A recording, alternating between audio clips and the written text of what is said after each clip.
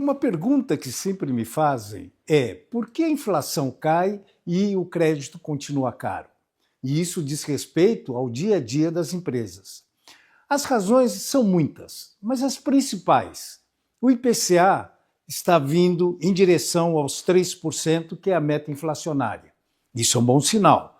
Afinal de contas, isso é favorecido principalmente pelo comportamento dos alimentos e bebidas. À medida que nós temos super safras, o preço dessas commodities tende a fazer com que os preços caiam. Mas, por outro lado, a Selic ela ainda continua elevada, nesse patamar de 14,5%. Ora, por quê? Se, afinal de contas, a inflação começa a ceder. A razão é muito simples. Nós temos uma dependência muito grande com relação ao setor externo. Então, à medida que o cenário externo se modifica e se complica, isso acaba repercutindo sobre a nossa economia. Essas perspectivas dos bancos centrais, seja dos Estados Unidos, do Japão ou da Europa, terem no radar a perspectiva de um aumento da taxa de juros, isso faz com que o Banco Central brasileiro também, cautelosamente, mantenha a taxa de juros no patamar mais elevado. E, à medida que a taxa de juros se mantém elevada, claro, o crédito bancário também permanece num patamar mais alto. E isso se deve também, principalmente, ao nível de endividamento e inadimplência da população brasileira. Então a gente começa a perceber que existem externalidades que começam a afetar o custo do crédito aqui no Brasil. E, lógico, não poderia ser diferente, tudo isso acaba impactando sobre o capital de giro das empresas. E aí então vem a outra grande pergunta. O que a micro e a pequena empresa podem fazer num ambiente desses?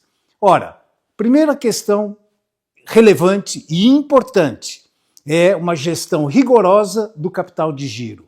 Controlar de maneira efetiva entradas, saídas, para manter o fluxo de caixa equilibrado. Um outro aspecto importante, reduzir estoques, porque estoques representam capital de giro parado. Então, temos que trabalhar de maneira adequada a manutenção de estoques ao longo do tempo. Um terceiro elemento, renegociar prazos. Isso é extremamente importante. Aquela tentação, de, por exemplo, realizar uma compra pelo fato de que o fornecedor está dando uma possibilidade de um parcelamento, por exemplo, em 4 vezes, não se esqueçam, a taxa de juros está embutida aí. Então, isso também envolve uma negociação forte e grande junto aos nossos fornecedores. E outro detalhe importante, priorizar investimentos que efetivamente aumentem a produtividade. Porque não podemos esquecer que uma melhoria da produtividade faz com que os custos caiam. Então aí está o grande segredo para as empresas.